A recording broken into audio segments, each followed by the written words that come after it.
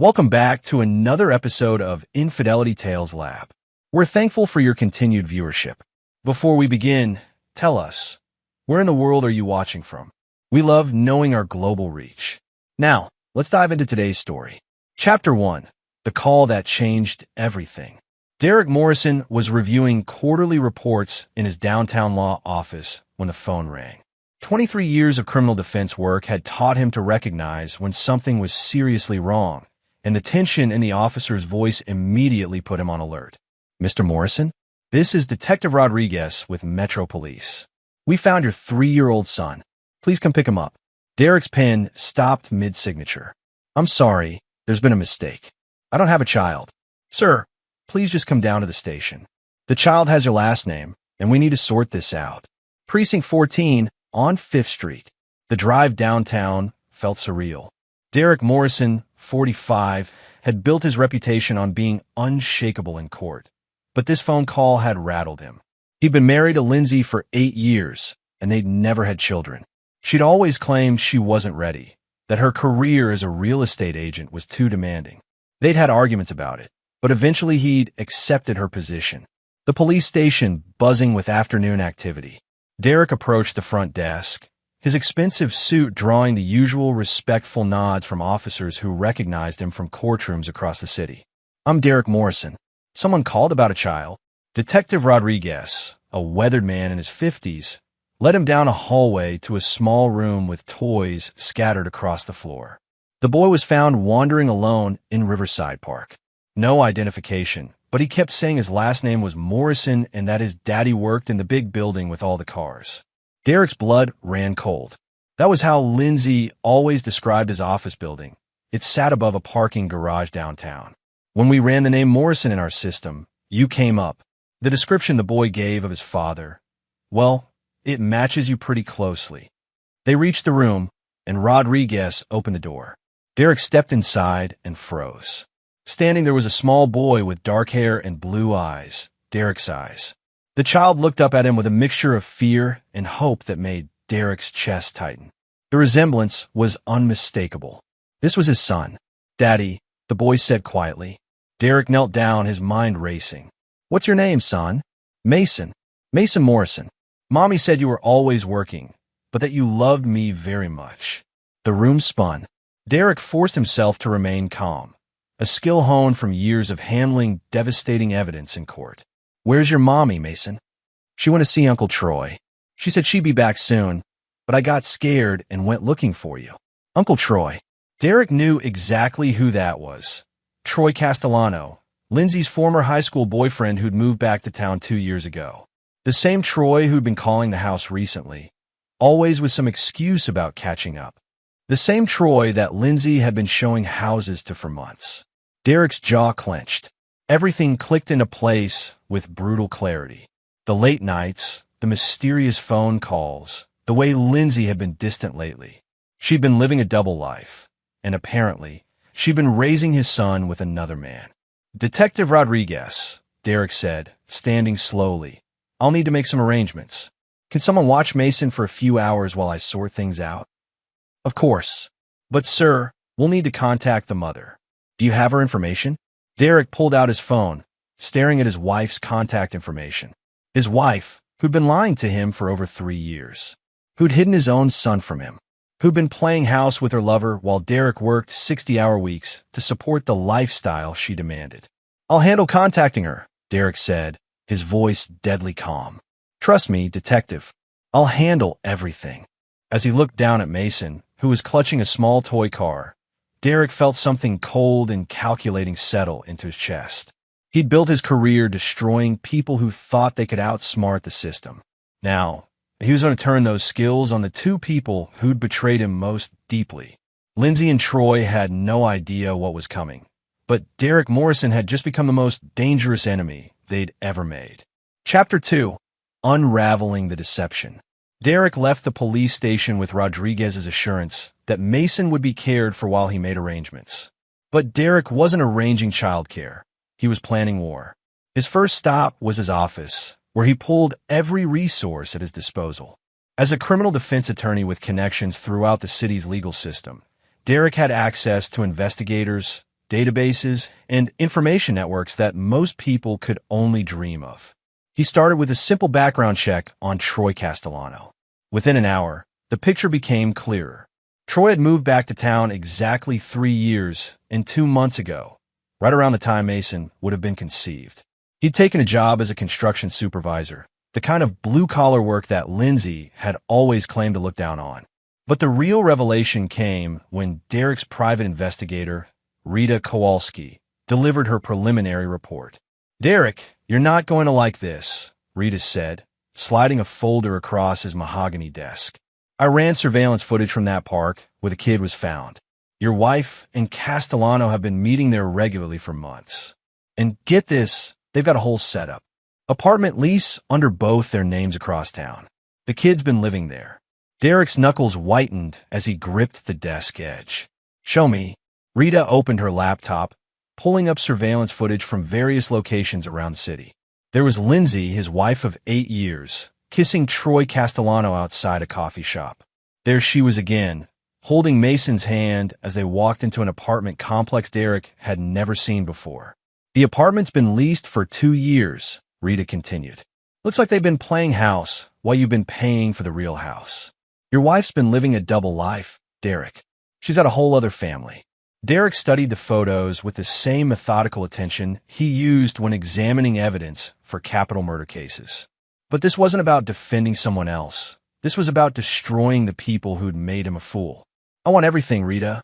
Financial records, phone logs, social media, employment history. And I want to know everyone who knew about this and kept quiet." "Derek," Rita said carefully, "what are you planning?"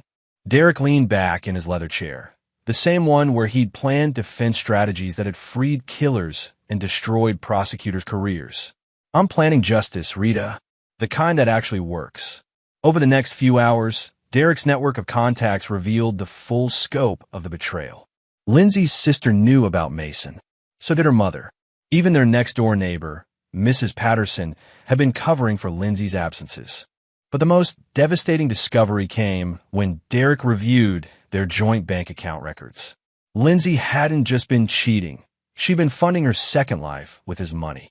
Thousands of dollars in withdrawals that she'd claimed were for client entertainment and professional development had actually been going toward the apartment, furniture, and supporting Mason. Derek had been working himself to exhaustion to pay for his wife's affair. As evening approached, Derek's phone buzzed with a text from Lindsay. "Working late tonight. Don't wait up. Love you. Love you." The words made his stomach turn. Derek typed back, "Miss you too. See you tomorrow." Then he called Detective Rodriguez. "I've arranged for temporary custody of Mason. I'll pick him up in the morning and take him home." "What about the mother?" "She's been informed," Derek lied smoothly. "She's dealing with a family emergency out of state. I'll be Mason's primary caretaker for now." Derek Morrison had spent his career in courtrooms where one mistake could mean the difference between freedom and life in prison. He'd learned that victory went to whoever planned most carefully and struck most ruthlessly. Lindsay and Troy thought they were clever. They thought they'd outsmarted him. They were about to learn exactly how wrong they were. As Derek locked his office and headed home to his empty house, he was already 3 moves ahead. Tomorrow, Mason would come home to meet the father he'd been kept from, and Lindsay would walk into a trap that would destroy everything she thought she'd built. Derek Morrison never lost a case when he had the evidence on his side. And now, he had all the evidence he needed. Chapter 3, The Father's Return. The next morning, Derek picked up Mason from the temporary child services facility where he'd spent the night. The 3-year-old was clutching the same toy car, his eyes wide as Derek buckled him into a car seat he'd purchased an hour earlier. "Are we going to see Mommy?" Mason asked as they drove through the city. "Soon," Derek said, his voice gentle despite the fury burning in his chest. "First, I want to show you your real home." Derek had spent the early morning hours transforming the guest bedroom into a child's room. He'd hired a service to deliver furniture, toys, and everything a 3-year-old might need. When they arrived at the house, Mason's face lit up with wonder. "This is all mine?" Mason asked, running his small hands over a wooden train set. "Yes, son. This is where you belong." Derek knelt down to Mason's level, studying the boy's face. The resemblance was unmistakable. The same jawline, the same stubborn cowlick, the same way of tilting his head when curious. This was his child, kept from him for 3 years by the woman he trusted most. Mason, I need to ask you something important.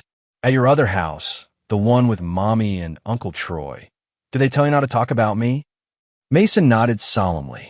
Mommy said you were very busy and couldn't visit. She said it made you sad to talk about me. So was our secret. Derek's hands clenched into fists. Lindsay had poisoned his own son against him, made the boy believe his father didn't want him. The cruelty of it was breathtaking. That's not true, Mason. I wanted to know you your whole life. And now I'm going to make sure nothing separates us again. Derek spent the morning with Mason, learning about his son's favorite foods, his fear of thunderstorms, his love of construction trucks, probably influenced by Troy's job. Every detail carved another mark in Derek's mental tally of what Lindsay and Troy had stolen from him. At noon, Derek's phone rang. Lindsay's name appeared on the screen. Derek, I just got the strangest call from the police. They said something about Mason being found, but that's impossible. He's right here with. Lindsay's voice trailed off, and Derek could practically hear the moment reality crash down on her. Hello, Lindsay. Derek's voice was ice cold. I think we need to talk. Derek, I can explain. No. Derek cut her off. You can't. There's no explanation for keeping my son from me for 3 years. There's no explanation for the lies, the deception, the betrayal. Where's Mason? Is he safe? Mason is exactly where he should be, with his father, in his real home. Derek could hear Lindsay's panicked breathing. Derek, please. You don't understand the situation. It's complicated. It's really not complicated at all. You've been living a double life, playing house with Troy Castellano while I paid for everything. You've been stealing from our joint accounts to fund your little fantasy. And worst of all, you've been keeping my son from me. Derek, listen to me. No, Lindsay, you listen to me. Derek's voice dropped to the deadly calm tone he used when cross-examining witnesses he was about to destroy. I know about the apartment. I know about the bank withdrawals. I know about everyone who helped you lie to me. And now I'm going to show you exactly what happens to people who betray Derek Morrison. Derek, you're scaring me. Good. You should be scared. You should have been scared the moment you decided to steal my child and my life. Derek hung up the phone and turned to see Mason playing happily with his new toys. His son was safe now, but Derek's work was far from finished. He opened his laptop and began composing the first phase of his revenge. By the time he was done, Lindsay and Troy wouldn't just lose each other. They'd lose everything. Derek Morrison had spent 23 years learning how to destroy people legally and thoroughly. He'd ruined prosecutors, discredited witnesses, and torn apart cases that seemed airtight. Now, he was going to use those skills on a much more personal target. Lindsay and Troy had taken 3 years of his son's life. Derek was going to take everything from them in return. And unlike his son, they would never get any of it back. Chapter 4. Setting the Trap. Derek spent the weekend with Mason, learning his son's routines and building the foundation of a relationship that should have existed from birth. But even as he read bedtime stories and pushed Mason on the playground swings, Derek's mind was orchestrating the systematic destruction of the two people who'd stolen these moments from him. Monday morning brought the first phase of his plan into action. Derek's law firm, Morrison & Associates, occupied 3 floors of downtown's most prestigious office building. His connections reached into every level of city government, law enforcement, and the business community. Over his career, he'd collected favors from judges, prosecutors, police commanders, and city officials. Now it was time to call them in.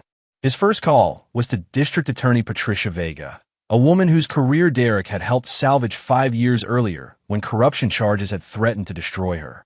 Patricia, I need a favor, Derek said, settling into his office chair as Mason played quietly in the corner with building blocks.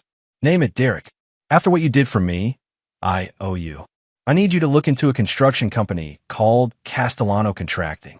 Specifically, their safety compliance and worker documentation. I have reason to believe they're cutting corners.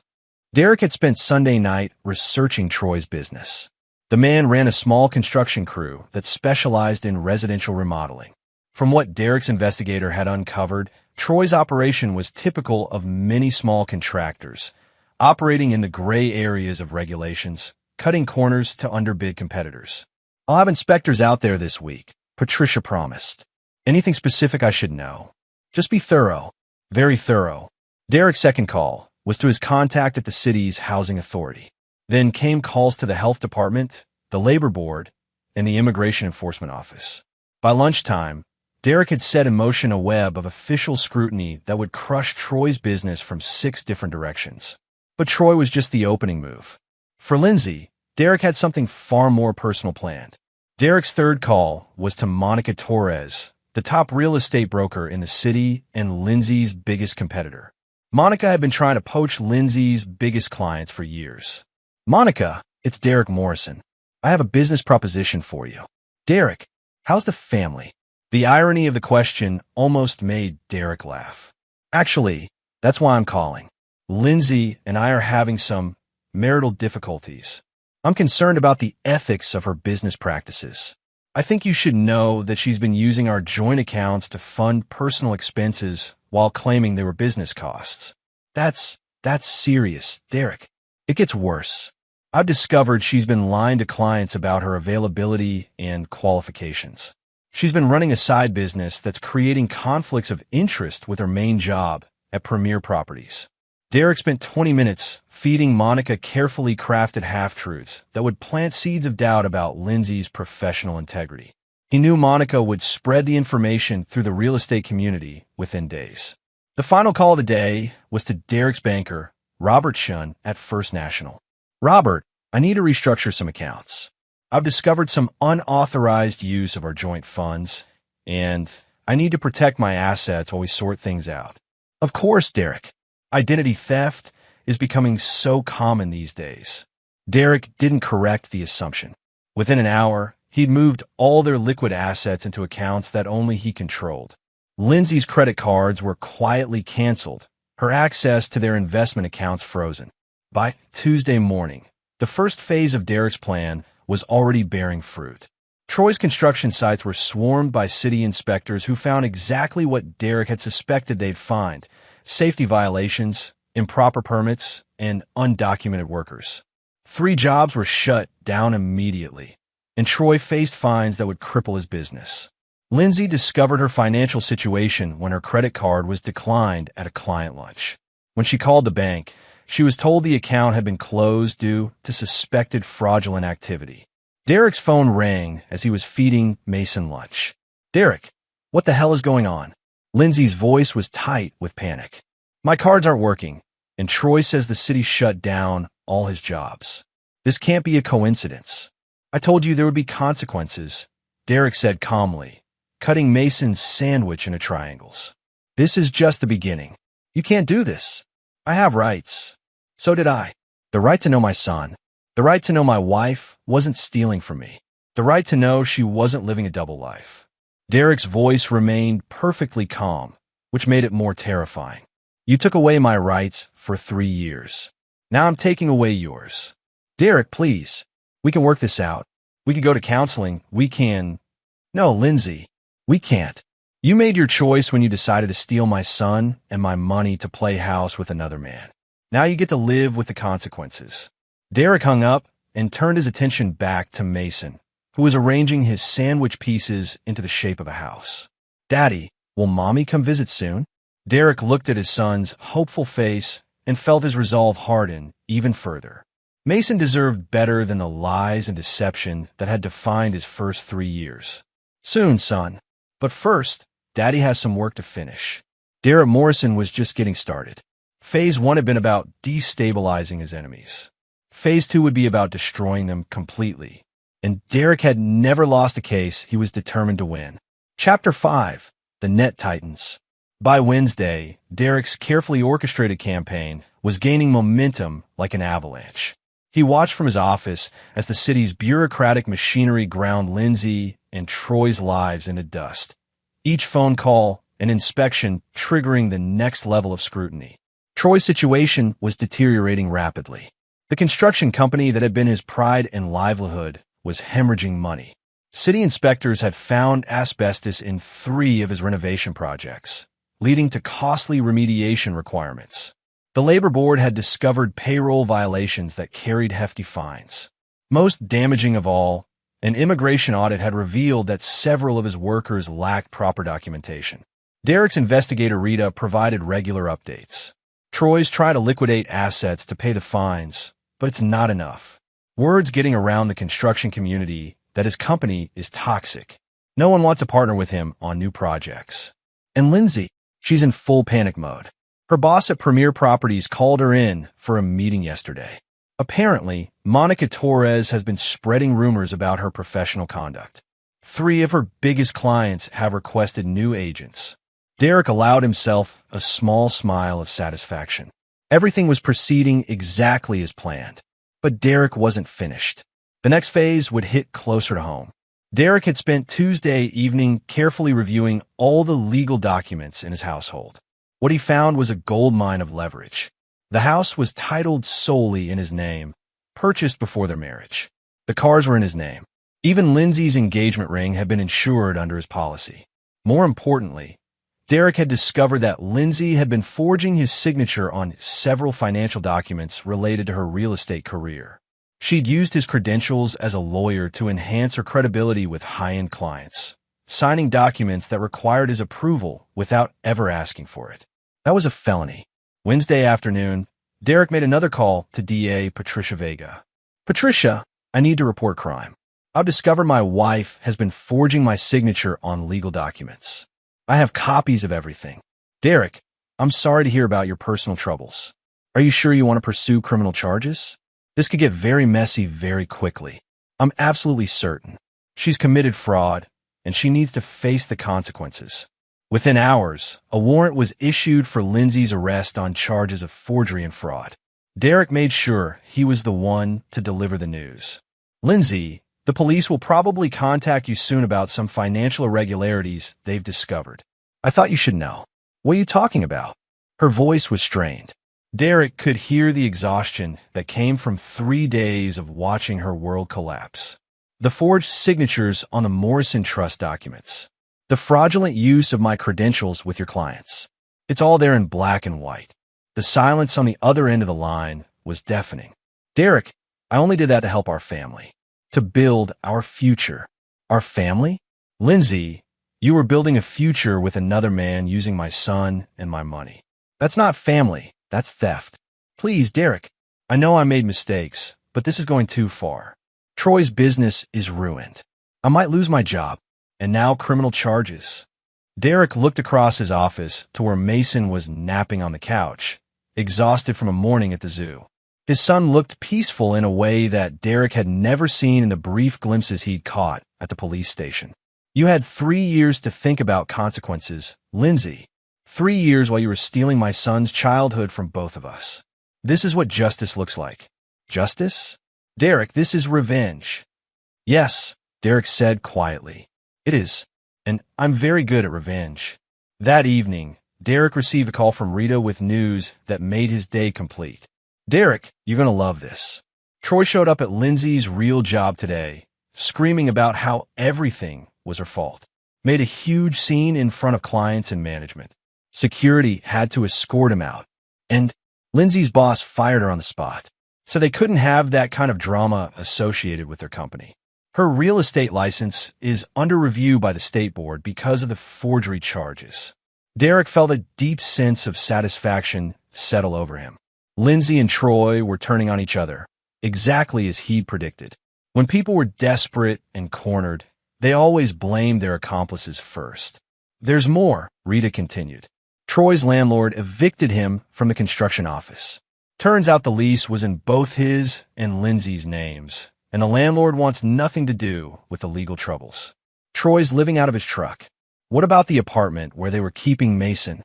Abandoned. Landlord's going after them for 3 months back rent. Apparently, they stopped paying when the money got tight. Derek hung up the phone and walked over to check on Mason, who was stirring from his nap. His son's eyes opened, immediately searching for Derek's face. Daddy? Where are we? We're home, son. We're safe at home. Derek had torn down his enemies' lives piece by piece, using the same methodical precision he brought to his legal work. But he wasn't finished yet. The final phase would ensure that Lindsay and Troy never had the chance to hurt anyone else the way they'd hurt him. Derek Morrison had built his career on the principle that justice was about more than punishment. It was about ensuring that dangerous people could never repeat their crimes. Tomorrow, he would make sure Lindsay and Troy would never be able to rebuild what he destroyed. Chapter 6: Scorched Earth. Thursday morning brought news that Derek had been anticipating with grim satisfaction. Lindsay had been arrested at her sister's house, where she'd been staying since being evicted from her apartment with Troy. The charges included forgery, fraud, and embezzlement, the financial crimes Derek had carefully documented through his investigation. Derek watched the news coverage from his office while Mason played with educational tablets Derek had purchased. The report was brief but damaging. Local real estate agent arrested on fraud charges, accused of using forged documents to defraud clients. The phone rang almost immediately. It was Lindsay's lawyer, Amanda Foster, a competent attorney, but nowhere near Derek's league. "Derek, we need to talk. This has gone far enough." "Has it?" "I don't think so, Amanda. Your client committed multiple felonies while stealing my son from me.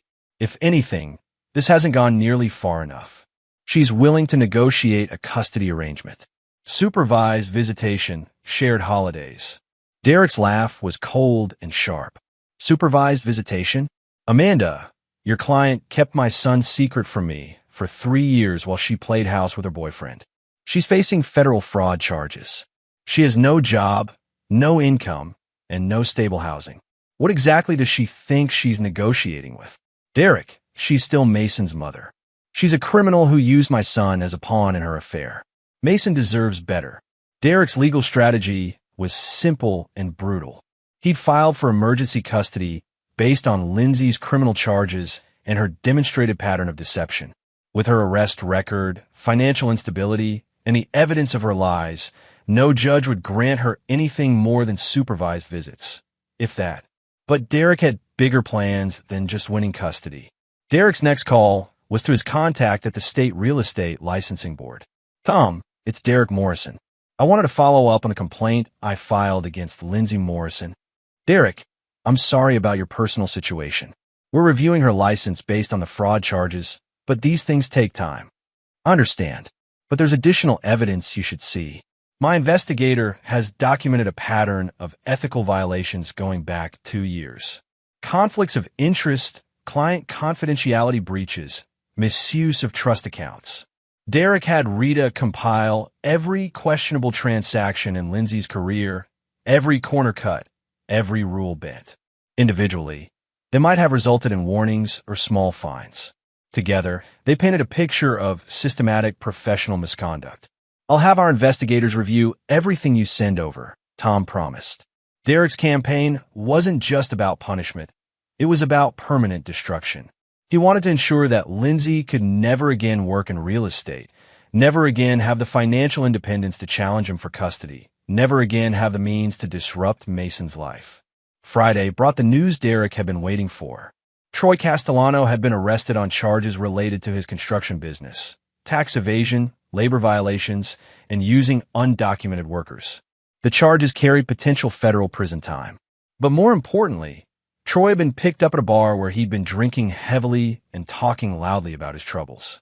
According to the police report Rita obtained, Troy had been telling anyone who would listen that the whole thing was Lindsay's idea and that she'd trapped him into the relationship. Derek smiled as he read the report. Troy was doing exactly what Derek had predicted, protecting himself by throwing Lindsay under the bus. Derek's phone rang. It was Amanda Foster again. "Derek, my client wants to meet with you. Face to face. She says there are things about Mason's paternity that you need to know." Derek's blood ran cold. "What kind of things?" "She won't tell me. She insists on speaking with you directly." Derek considered the request. It could be a trap, or it could be Lindsay's last desperate attempt to gain leverage. Either way, Derek was confident in his position. "Fine. Saturday afternoon. My office." "And Amanda? Make sure she understands that this meeting changes nothing. The criminal charges stand. The custody filing stands. This is her one chance to say whatever she thinks needs saying." Saturday arrived gray and cold, matching Derek's mood as he prepared for what he knew would be his final confrontation with a woman who'd stolen 3 years of his son's life.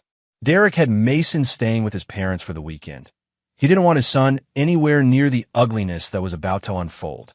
As Derek waited in his office, reviewing the devastating case file he'd built against Lindsay and Troy, he felt the satisfaction of a job well done. Both of his enemies were facing criminal charges that would destroy their futures. Lindsay had lost her career, her income, and any hope of gaining custody of Mason.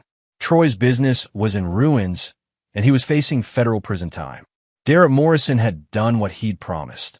He made them pay for their betrayal. But as Derek reviewed his work, a small part of him wondered what Lindsay was so desperate to tell him. What could she possibly say that would matter now? In a few hours, Derek would have his answer. And then, finally, this chapter of his life would be closed forever. The only question was whether Lindsay's final revelation would change anything, or if Derek would simply add it to the pile of evidence he'd used to bury her for good. Chapter 7.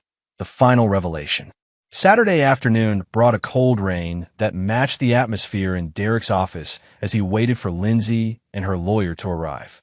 Derek had spent the morning reviewing every detail of his campaign against his wife and her lover, ensuring that no loose ends remained. Troy was in county jail awaiting trial on federal charges. His construction business was permanently destroyed, his assets seized to pay fines and back taxes. He'd already indicated through his public defender that he was willing to testify against Lindsay in exchange for a reduced sentence. Lindsay's situation was equally dire. Her real estate license had been permanently revoked. The fraud charges carried a potential 5-year prison sentence. She had no income, no assets, and no place to live. Derek had won completely, but something about this emergency meeting nagged at him. At precisely 2 p.m., Amanda Foster arrived with Lindsay. Derek's wife looked like she'd aged 5 years in the past week. Her usually perfect hair was pulled back in a messy ponytail. Her clothes were wrinkled, and dark circles shadowed her eyes. "Derek," Lindsay said quietly as she took the seat across from his desk. "Lindsay." Derek's voice was cold and professional. "Amanda said you had something important to tell me. Let's get this over with." Lindsay glanced at her lawyer, then back at Derek. "It's about Mason's paternity." Derek felt his stomach clench. "What about it?" "Derek, I need you to understand something.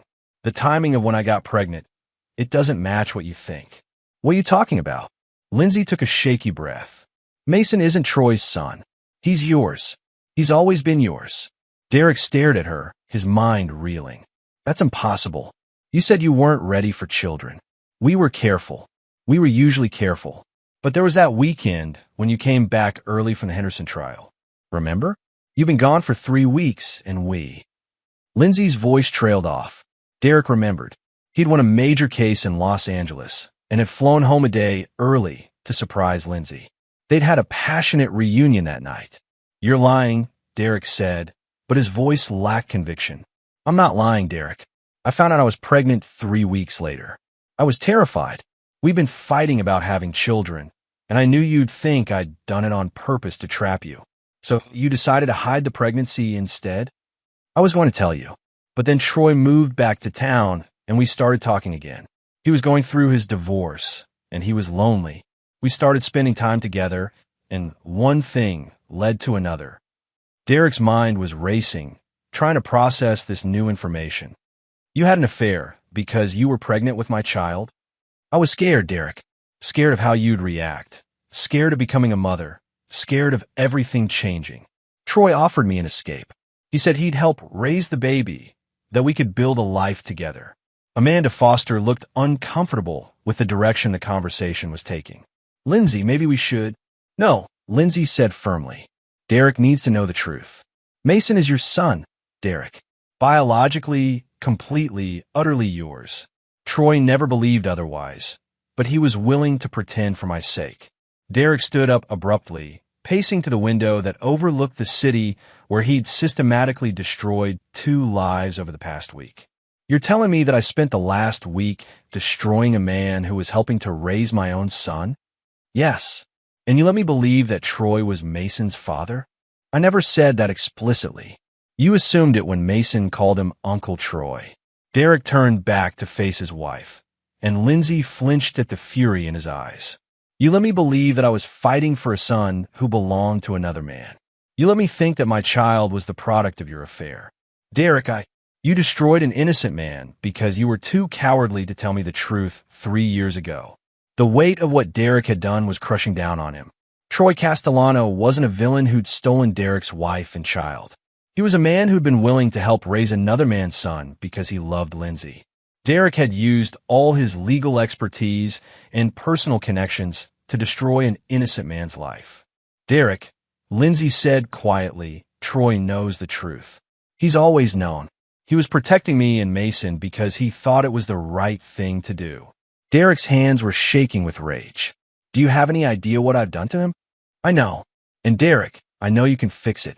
Derek stared at her in disbelief. Fix it? Lindsay, the man, is in federal prison. His business is destroyed.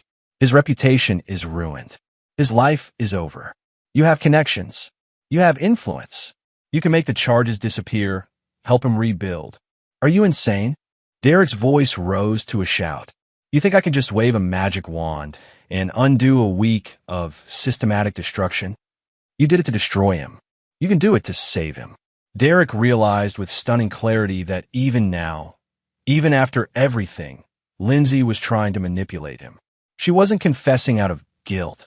She was trying to save Troy. You still love him, Derek said quietly. Yes, Lindsay admitted. I do. And Derek, despite everything you've done to him, he still loves me. He still wants to be part of Mason's life. Derek sat back down, his mind working furiously. Lindsay was asking him to use his power and connections to rebuild the life of the man she loved. The man she'd chosen over Derek, even though Mason was Derek's son. Let me understand this, Derek said slowly. You want me to help Troy so that you can continue your relationship with him while I raise my son? Derek, we could work out some kind of arrangement. Shared custody, co-parenting. Derek's laugh was bitter and cold. Shared custody? With a woman facing federal fraud charges and her boyfriend whose life I've destroyed? If you help Troy, the charges against me could disappear too. You have that power. Derek stared at his wife, finally seeing her with perfect clarity. She wasn't remorseful. She wasn't sorry. She was still scheming, still manipulating, still trying to find a way to win. No, Derek said quietly. Derek, please. Think about what's best for Mason. I am thinking about what's best for Mason. And what's best for him is never seeing either of you again. Derek had been prepared to feel guilty about destroying Troy if the man had been innocent. But Troy wasn't innocent. He'd been part of Lindsay's deception from the beginning. He'd helped keep Derek from his son for 3 years. Maybe Troy wasn't Mason's biological father, but he'd still stolen 3 years of Derek's life with his son. And Lindsay? She was still lying, still manipulating, still trying to use Derek's love for Mason to get what she wanted. Derek Morrison had built his career on reading people, on understanding their motivations and weaknesses. He thought he was destroying evil people who'd betrayed him. Now he realized he'd been right all along. The biology didn't matter. The betrayal was real. The theft of his son's childhood was real. The lies and manipulation were real. Troy and Lindsay had both chosen to participate in keeping Derek from his son. They'd both chosen to steal 3 years of his life. And Derek Morrison never forgave betrayal. Get out of my office, Derek said quietly. Derek, please. Get out. And Lindsay? This changes nothing. Mason is my son, and he's never seeing either of you again. You made your choice 3 years ago.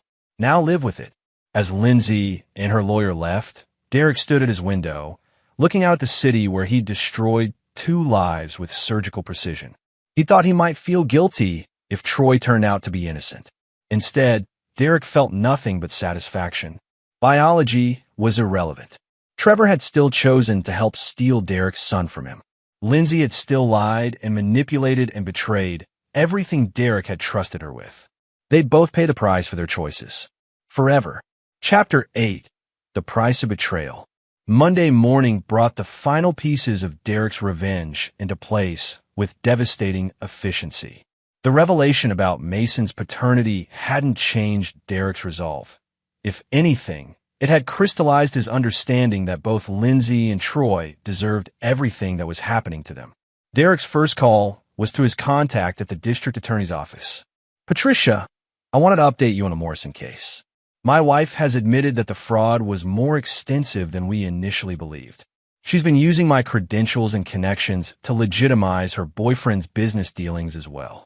Derek had spent Sunday night crafting a new narrative that would ensure both Lindsay and Troy faced the maximum possible penalties. The beauty was that most of it was technically true. Troy had benefited from Lindsay's access to Derek's resources and contacts. "Derek, are you sure you want to pursue this aggressively? Once we file federal charges, there's no going back." "I'm certain. My son deserves to know that justice was served." Within hours, additional federal charges were filed against both Lindsay and Troy. Conspiracy to commit fraud, racketeering, and tax evasion. The charges carried a minimum sentence of 15 years in federal prison. Derek's second call was to the family court judge handling his custody case. "Your Honor, I wanted to inform you that new evidence has come to light regarding the other party's character and fitness as a parent." Judge Harrison was an old friend of Derek's from law school. "What kind of evidence, Derek?" "She's now facing federal racketeering charges. The FBI is investigating her for running a criminal enterprise with her boyfriend. I have documented evidence that she used my son as leverage in her criminal activities, moving him between safe houses to avoid detection." Derek was stretching the truth, but the apartment where Lindsay had been hiding Mason could easily be characterized as a safe house in the context of a fraud investigation. "Derek, given the circumstances, I'm prepared to grant you sole custody with no visitation rights for the mother pending the outcome of her criminal trial." "Thank you, Your Honor. That's exactly what I was hoping for." Derek's final call was to Rita, his investigator. "Rita, I need you to reach out to your contacts in the federal prison system. I want to make sure that when Lindsay and Troy are sentenced, they end up in facilities that are appropriate for their crimes." "Derek, what are you asking me to do?" "I'm asking you to ensure that their accommodations reflect the severity of their betrayal. People who steal children and defraud families deserve to be housed with other serious criminals." Rita was quiet for a moment. "Derek, you know I'll do whatever you need. But are you sure about this? Once they're in the federal system, there's no protection for them." Derek thought about Mason, playing happily in his office with the train set Derek had bought him. His son had adapted to his new life with remarkable resilience, as if he'd always belonged in Derek's home. "I'm absolutely certain. They made their choices. Now they live with the consequences." Wednesday brought news that filled Derek with satisfaction. Troy had been denied bail and was being held in federal custody pending trial. His public defender had indicated that Troy was willing to testify against Lindsay in exchange for a reduced sentence, but the prosecution wasn't interested in a deal. Lindsay's situation was even worse. The federal prosecutors had offered her a plea bargain: plead guilty to all charges and receive 25 years in federal prison, or go to trial and face life imprisonment if convicted. Derek's phone rang that afternoon. It was Amanda Foster. "Derek, I need to ask you something directly. Is there any way you'd consider asking the prosecutors to offer my client a more reasonable plea deal?" "What kind of deal are you thinking about, Amanda?" 5 years, with eligibility for parole in 3. She'd sign away all parental rights to Mason. Derek pretended to consider the offer. "I'm afraid I can't do that, Amanda. The prosecutors have made it clear that this case is about more than just fraud. It's about protecting families from predators who would steal children and destroy lives for their own gain." "Derek, she's the mother of your child." "No, Amanda. She's a criminal who happened to give birth to my son. There's a difference." "Derek, please. She's talking about taking this to trial. If she does, everything will come out in court. Every detail of your marriage, your relationship with Mason, everything." Derek's smile was cold. "Let her try. I have 23 years of experience destroying people in courtrooms. If Lindsay wants a trial, she'll get one. And when it's over, she'll wish she'd taken the plea deal." Thursday brought the final piece of Derek's puzzle into place. Troy had been attacked in federal custody by inmates who'd learned about his charges related to child exploitation. Derek had made sure the information reached the right ears through his prison contacts. Troy was now in protective custody, which meant 23-hour-a-day isolation for the rest of his sentence. When his public defender called Derek's office asking if there was anything Derek could do to help, Derek's response was simple. Mr. Castellano participated in keeping my son from me for 3 years. He's exactly where he deserves to be. Friday afternoon, Derek was reading to Mason when his phone rang one final time. It was Lindsay calling from county jail. Derek, I'll take the plea deal. 25 years. I'll sign away my rights to Mason.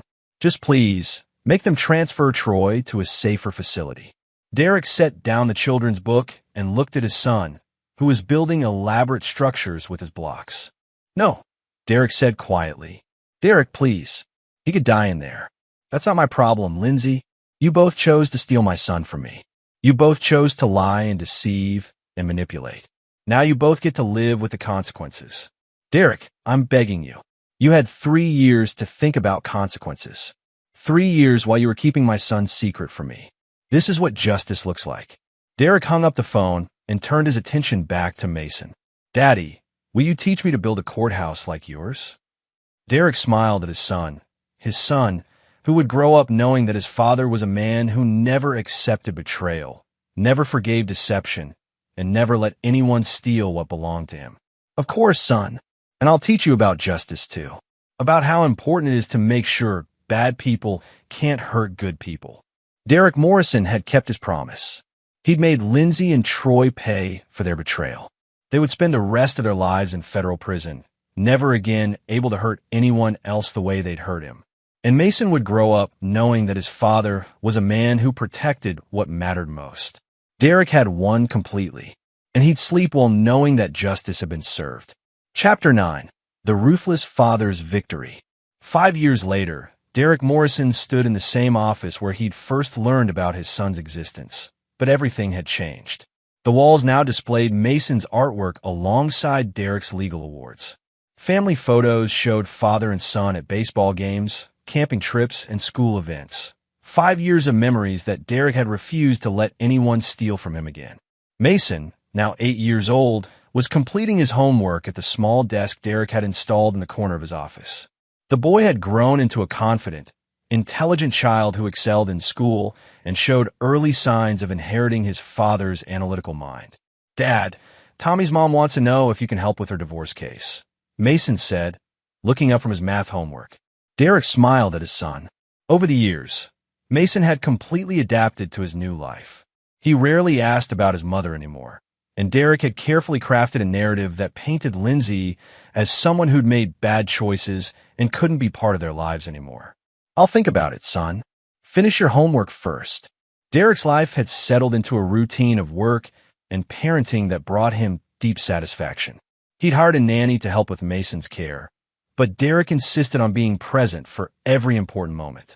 He coached Mason's Little League team, attended every school play, and made sure his son never felt abandoned again. The phone rang, interrupting Derek's thoughts. It was Rita, his investigator, with her monthly update on Lindsay and Troy's situations. Derek, thought you want to know. Lindsay's appeal was denied again.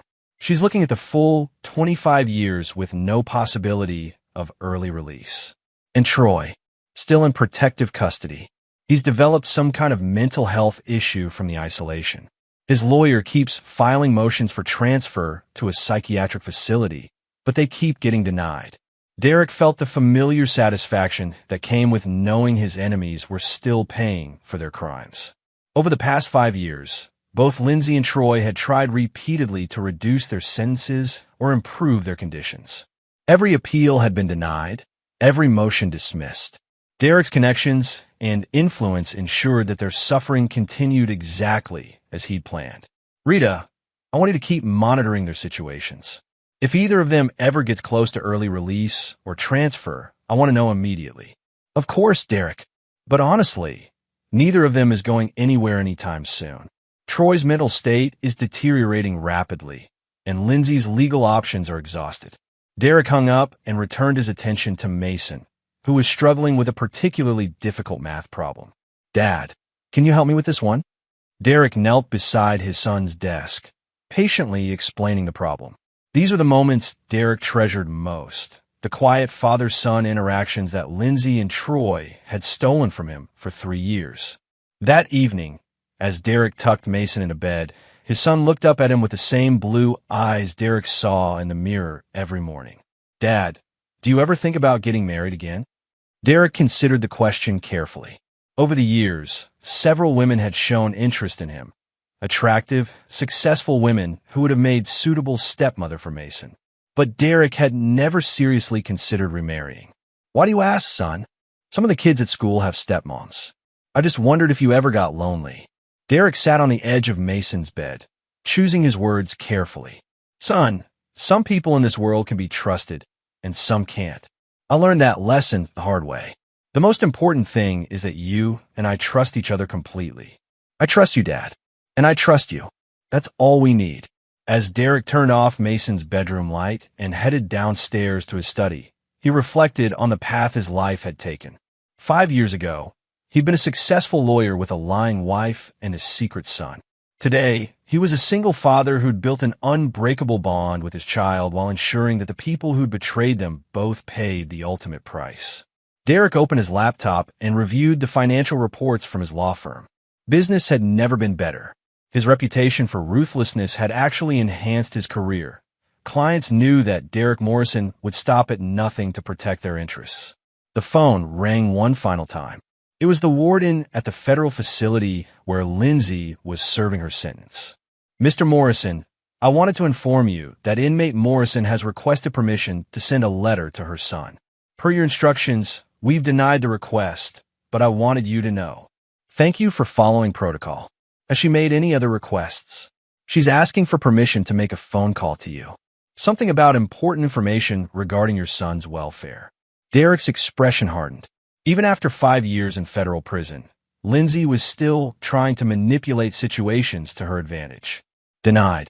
And warden, I want you to make it clear to inmate Morrison that any further attempts to contact my son or myself will result in additional charges for harassment and violation of court orders." "Understood, Mr. Morrison." Derek hung up and walked to the window of his study, looking out at the city where he'd systematically destroyed 2 lives with surgical precision. Somewhere out there, in federal facilities hundreds of miles apart, Lindsay and Troy were spending another night paying for their betrayal. Derek had kept his promise. He'd made them pay for stealing his son from him. They would never be free to hurt anyone else the way they'd hurt him. And Mason would grow up knowing that his father was a man who protected what mattered most, no matter the cost. Derek Morrison poured himself a glass of whiskey and settled into his leather chair. Tomorrow would bring new challenges, new clients, new cases to win. But tonight, he could rest knowing that justice had been served completely and permanently. His son was safe. His enemies were destroyed. His victory was absolute. Derek Morrison had never lost a case he was determined to win, and he'd won the most important case of his life. In the end, Derek Morrison had proven that betrayal came with a price that could never be fully paid. Lindsay and Troy would spend the rest of their lives in federal prison, while Derek raised his son with the unshakable knowledge that some sins could never be forgiven. Mason would grow up understanding that loyalty was everything and that his father was a man who would move heaven and earth to protect those he loved and destroy those who dared to betray him. Derek Morrison never forgave. He never forgot, and he never lost. And there you have it. Another story comes to an end. What did you think? I'd love to hear your thoughts in the comments below. If you enjoy this story, consider joining our community by subscribing. It means the world to us. For more stories like this one, check out the recommended videos on screen, and I'll see you there.